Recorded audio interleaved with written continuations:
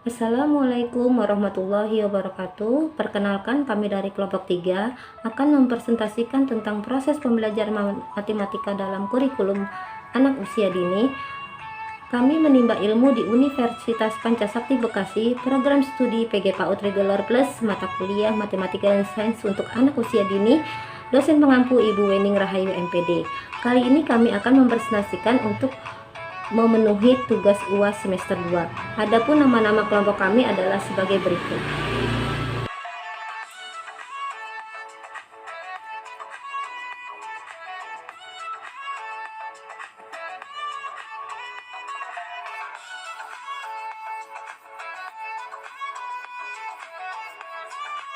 Anak tidak bersifat kompetitif, artinya permainan yang mereka mainkan tidak bertujuan untuk melawan, melainkan untuk memperoleh kesenangan. Anak-anak tanpa disadari, bermain sebenarnya adalah proses belajar berbagai pengetahuan, baik pengetahuan fisik, pengetahuan logis matematis, maupun pengetahuan sosial. Permainan matematika anak usia dini. 1. Permainan matematika diberikan secara bertahap, diawali dengan menghitung benda-benda atau pengalaman peristiwa konkret. Pengetahuan dan keterampilan pada permainan matematika diberikan secara bertahap menurut tingkat kesukarannya, misalnya dari konkret ke abstrak, mudah ke sukar, dan dari sederhana ke yang lebih kompleks. Jika anak-anak diberi kesempatan berpartisipasi dan dirangsang untuk menyelesaikan masalah-masalahnya sendiri. Beberapa teori yang mendasari perlunya permainan matematika anak usia dini adalah sebagai berikut. Tingkat perkembangan mental anak. Jean Piaget menyatakan bahwa kegiatan belajar memerlukan kesiapan dalam diri anak. Artinya, belajar sebagai suatu proses membutuhkan aktivitas baik fisik maupun psikis. Selain itu, kegiatan belajar pada anak harus disesuaikan dengan tahap-tahap perkembangan mental anak. Karena belajar bagi anak harus keluar dari anak itu sendiri. Anak usia dini berada pada tahapan praoperasional konkret, yaitu tahap persiapan ke arah pengorganisasian pekerjaan yang konkret dan berpikir intuitif, di mana anak mampu mempertimbangkan tentang besar, bentuk, dan benda-benda didasarkan pada interpretasi dan pengalamannya atau persepsinya sendiri. Masa peka berhitung pada anak. Perkembangan dipengaruhi oleh faktor kematangan dan belajar.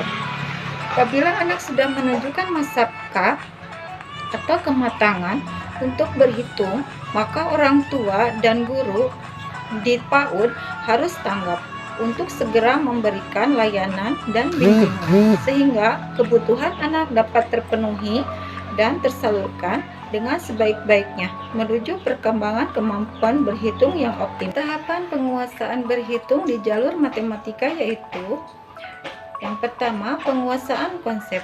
Penguasaan konsep adalah pemahaman atau pengertian tentang sesuatu dengan menggunakan benda dan peristiwa konkret seperti pengenalan warna, bentuk, dan menghitung benda atau bilangan. Yang kedua, ada masa transisi. Masa transisi adalah proses berpikir yang merupakan masa peralihan dari pemahaman konkret menuju pengenalan lambang yang abstrak, di mana benda konkret itu masih ada dan mulai dikenalkan bentuk lambangnya. Yang ketiga, ada lambang. Lambang merupakan visualisasi dari berbagai konsep. Misalnya, lambang 7 untuk menggambarkan konsep bilangan 7. Merah untuk menggambarkan konsep warna. Besar untuk menggambarkan konsep ruang dan sebagainya. Adgim dan pengenalan kemampuan berhitung anak usia dini. Yang pertama, pembelajaran anak berdasarkan konsep matematika yang benar. Yang kedua, menghindari ketakutan matematika sejak awal. Yang ketiga, membantu anak belajar matematika secara alami melalui kegiatan. Peran guru dalam mengembangkan kegiatan belajar matematika adalah yang pertama, 1. Membangun rasa ingin tahu anak secara alami tentang bentuk, ukuran, jumlah, konsep-konsep dasar lain dalam matematika. Yang kedua, peduli dan tertarik terhadap apa yang dikatakan anak. Hal ini akan mendorong anak untuk menceritakan pengalaman dan penemuan mereka. Yang ketiga, penerimaan terhadap sejumlah kegiatan matematika yang dilakukan anak. Hal ini akan mendorong kepercayaan diri untuk tetap berpikir, bertanya, dan berbagi pengalaman tentang berbagai hal yang dialami oleh anak. Ciri-ciri yang menandai bahwa anak sudah mulai menyenangi permainan berhitung antara lain: 1. Secara spontan telah menunjukkan ketertarikan pada aktivitas permainan berhitung. Yang kedua, anak mulai menyebut urutan bilangan tanpa pemahaman. Yang ketiga, anak mulai menghitung benda-benda yang ada di sekitarnya secara spontan. Yang keempat, anak mulai membanding-bandingkan benda-benda dan peristiwa yang ada di sekitarnya. Kemudian yang kelima, anak mulai menjumlahkan atau mengurangi angka dan benda-benda yang ada di sekitarnya tanpa disengaja. Hal-hal yang perlu diperhatikan yaitu: 1.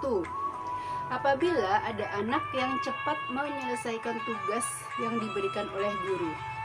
Hal ini menunjukkan bahwa anak tersebut telah siap untuk diberikan permainan berhitung dengan tingkat kesulitan yang lebih tinggi.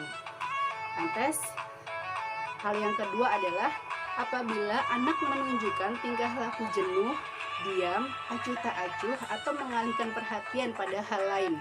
Hal ini menunjukkan bahwa telah terjadi masalah pada anak itu.